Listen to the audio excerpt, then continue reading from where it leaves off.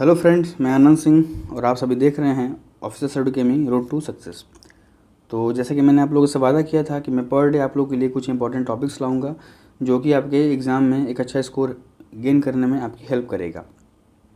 तो जो हमारा आज का टॉपिक है वो आपका क्या है, वो है हिस्ट्री। हमने आज हिस्ट्री सब्जेक्ट उठाया है और हम इसी में से देखेंगे कि वो कौन से इंपॉर्टेंट टॉपिक्स हैं जिससे कि आप पढ़ करके आप बिल्कुल इतने भी कम समय में आप एक अच्छा स्कोर गेन कर सकते हैं। तो चलिए हम अपनी वीडियो स्टार्ट करते हैं। और उसके पहले अगर आप मेरे चैनल पर नए हैं तो प्लीज़ आप सब्सक्राइब कर लें और मेरी वीडियो को लास्ट तक देखें। और अगर आपको ये वीडियो अच्छी लगे तो इसे आप लाइक करें और अपने दोस्तों के साथ शेयर ज़रूर करें। तो चलिए हम देखते हैं। तो देखिए जो हमारा पहला टॉपिक है, देखिए मैंने जो टॉपिक अरेंज किए हैं वो बिल्कुल घटते क्रम में किए हैं कि जो सबसे टॉपिक ऊपर है उसका जो इम्पोर्टेंस है ज़्यादा है और जो बाद में टॉपिक आएंगे वो उसका इम्पोर्टेंस थोड़ा सा कम होता चला जाएगा। ठीक है, मतलब बिल्कुल ऐसा नहीं कि बिल्कुल कम हो जाएगा, लेकिन जो टॉपिक्स जो टॉप पर हैं उनके इम्पोर्टेंस औरों से ज़्यादा है। ठीक है, चलिए तो देखिए जो हमारा पहला टॉपिक है वो क्या है, बुद्धिज़्म एंड जैनिज़्म, मतलब बौद्ध धर्म और जैन धर्म। तो देखिए दोनों जो हैं सिमिलर होते हैं। इनकी अब क्या करनी है कि इनका जो प्लेस ऑफ बर्थ है, इनका जन्म कहाँ पर हुआ था, इनके माता पिता का क्या नाम है, इनके जो महावीर और जो गौतम बुद्ध थे उनकी वाइफ कौन थी, ठीक है, उनके बच्चों का क्या नाम था, इन्होंने गृह त्याग कब किया, ठीक, इनके जो पहले गुरु थे वो कौन थे, इनके जो पहले शिष्य थे वो कौन थे, इनको ज्ञान प्राप्ति कब हुई, कैसे हुई, इनकी मृत्यु कहाँ पर हुई। तो ये सब चीज़ें आपको बुद्धिज़्म जैनिज़्म में अच्छे से पढ़नी होंगी। और एक और चीज़ इंपॉर्टेंट कि बौद्ध संगति कहाँ पर हुई, जैन समिति कहाँ पर हुई। तो आपको इन दोनों चीज़ों को अच्छे से देखना होगा, मतलब रिवाइज़ करना होगा। आपने तो पहले से पढ़ ही रखा होगा, बस आपको इसको अच्छे से थोड़ा सा ब्रशअप करना है और बिल्कुल आपकी चीज़ें जो हैं क्लियर हो जाएंगी। चलिए देखते हैं हम नेक्स्ट टॉपिक क्या है। वो देखिए वो क्या है आपका इंडस वैली, ठीक है, सिंधु घाटी सभ्यता। इसमें क्या करना है कि आपका जो हमारी जितने भी जो सिंधु घाटी की जो साइट्स हैं वो कहाँ से मिली हैं, ठीक है, उसके खोजकर्ता कौन है, वो किस नदी किनारे मिली हैं, ठीक है, और उन साइट से हमें क्या क्या मिला है।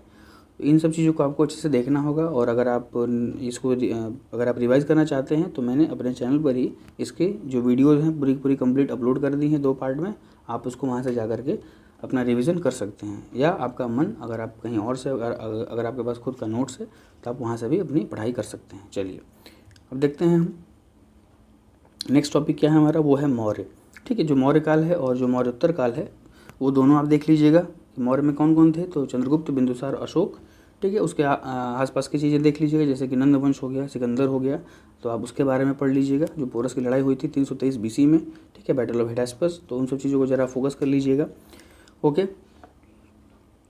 चलिए फिर देखते हैं हम गुप्ता एम्पायर देख लीजिएगा आप, गुप्ता एम्पायर और गुप्तोत्तर काल, मतलब पोस्ट गुप्ता, ठीक है, तो आप उसको भी फोकस कर लीजिएगा। जैसे गुप्ता का जो था वास्तविक संस्थापक कौन था, तो चंद्रगुप्त प्रथम, लेकिन संस्थापक कौन था, तो वो तो श्रीगुप्त पहली बार और घटोत्कच फिर आते हैं बाद में उसके। तो ये सब चीज़ें आप जरा गुप्त एम्पायर के बारे में देख लीजिएगा, ठीक है। चलिए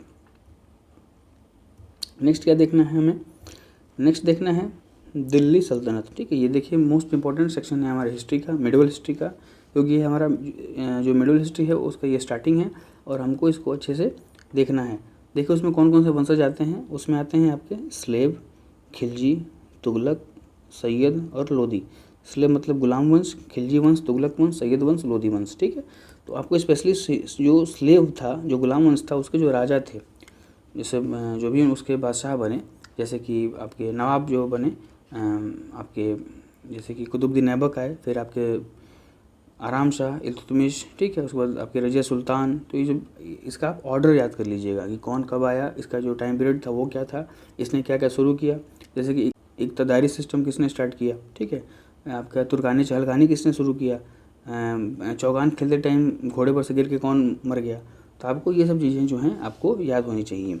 उसके बाद अगर आप खिलजी तुगलक में आएंगे तो किसने क्या स्थापित किया, जैसे कि दारुल शफ़ा हो गया, हक़ शर्ब हो गया, दीवाने अर्ज, दीवाने खास, ये सब चीज़ें कौन किसने बैठाई, ये क्या था, ठीक है, क्या मतलब ये कोई कर था या कोई हॉस्पिटल था, ठीक है। तो ये सब चीज़ें आप देख लीजिएगा कि इसको क्या कहा जाता था। चलिए अब देखना है हमें नेक्स्ट मुगल्स। हमें मुग़ल के बारे में पढ़ना है। मुग़ल आप सब जानते हैं बहुत इंपॉर्टेंट सेक्शन है, बाबर से लेकर के आपको औरंगजेब तक, जो कि आपके जो पहले के मुग़ल हैं और जो लेटर मुग़ल हैं, ठीक है। तो आप उसको भी देख लीजिएगा, दोनों को देख लेना है, मतलब आपको बाबर से लेकर के बहादुर शाह जफ़र द्वितीय तक पूरा का पूरा अच्छे से देखना है। चलिए फिर आता है आपका विजयनगर एम्पायर। विजयनगर एम्पायर में कौन कौन थे? 4 वंश थे। आपका था संगम, सालुव, तुलुव और अराविडु, ये 4 वंश थे। और तुलुव वंश का राजा था कौन? कृष्णदेवराय। ठीक, ये सबसे इम्पोर्टेंट शासक था। और इसी कृष्णदेवराय के बारे में बाबर ने भी अपने आत्मकथा में जिक्र किया था कि जब मैं भारत आया था तो जो सबसे एक जो मजबूत शासक था उस समय भारत में वो था कृष्णदेवराय। ठीक है, तो आप इसको अच्छे से पढ़ लीजिएगा। और कृष्णदेवराय ने किसकी उपाधि धारण की थी? आंध्र भोज की उपाधि धारण की थी। तो ये सब चीज़ें फैक्ट हैं, आपको याद होनी चाहिए बिल्कुल। और आप अगर याद है तो आप इसे एक बार रिवाइज़ कर लीजिएगा। फिर देखिए फिर क्या आता है, फिर आपका आता है बहमनी किंगडम। ठीक है, बहमनी साम्राज्य पढ़ लीजिएगा आप अच्छे से। उसके बाद आता है मराठा। मराठा में आपको शिवाजी के बारे में अच्छे से पढ़ लेना है। फिर पेशवा, भोसले, सिंधिया। ठीक है, आपका ये सब चीज़ें आप अच्छे से देख लीजिएगा। ओके, तो ये देखिए ये आपका एंशिएंट और मिडिवल मैंने एक जगह समाप्त कर दिया है। एंशिएंट प्लस मिडिवल क्या है? ठीक है, आप इसको यहीं पर दोनों समझ लीजिए। चलिए ये आपका हो गया यहाँ पर एंशिएंट और मिडिवल का इंपॉर्टेंट टॉपिक्स। अब हम आते हैं किस पे? अब हम आते हैं मॉडर्न पे। तो देखिए मॉडर्न में क्या क्या है।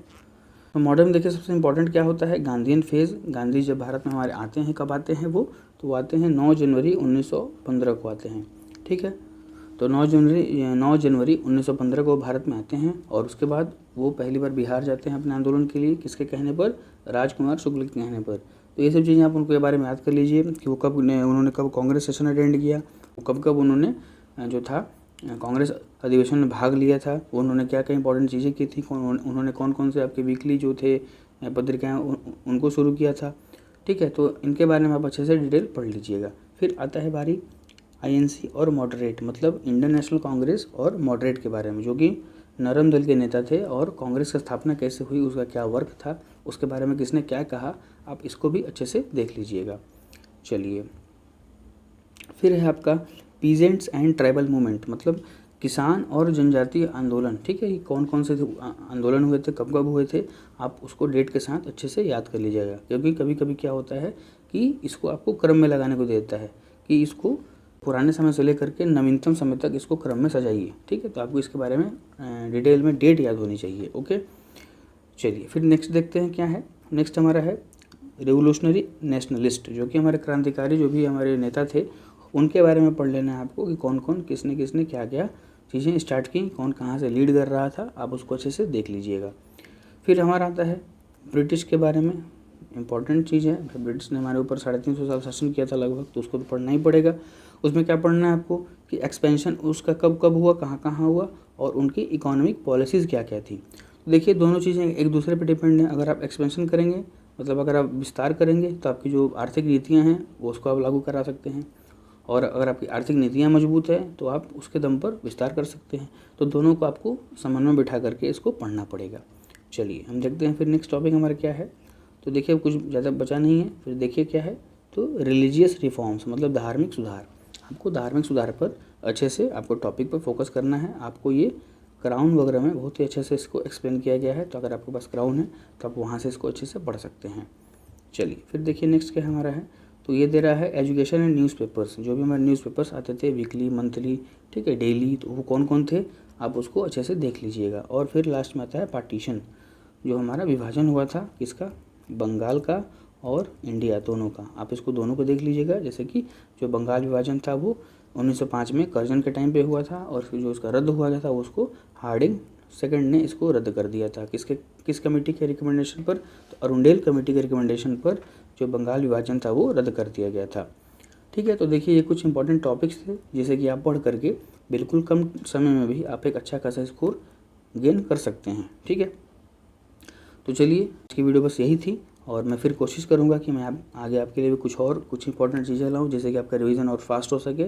और मैं भी प्लानिंग कर रहा हूं कि मैं कुछ आपके लिए और चीज़ें लाऊं इस कम टाइम में, ताकि आपका रिवीजन अच्छे से अच्छे और बिल्कुल तेज़ी के साथ बेहतर हो सके। क्योंकि देखिए मुझे खुद भी इस एग्ज़ाम में अपीयर होना है, तो मेरे पास भी टाइम की कमी है। तो बिल्कुल मैं उसी में से टाइम निकाल करके आप लोगों के लिए कुछ वीडियोज़ बनाता हूँ और मैं उसे आपके साथ शेयर करता हूँ। ठीक, तो मैं इस पर वर्क कर रहा हूँ। जैसे मुझे कुछ समय मिलता है मैं बिल्कुल आपके लिए कुछ रिवीजन सीरीज स्टार्ट करने वाला हूँ एक हफ्ते या 10 दिनों के अंदर, कि आपकी कम समय में एक अच्छी खासी रिवीजन हो जाए। ठीक है, तो चलिए तब तक के लिए धन्यवाद।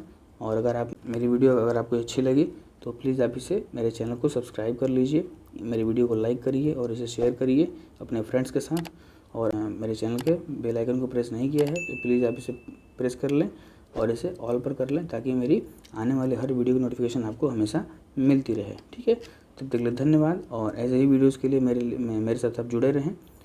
तब तक के लिए थैंक यू।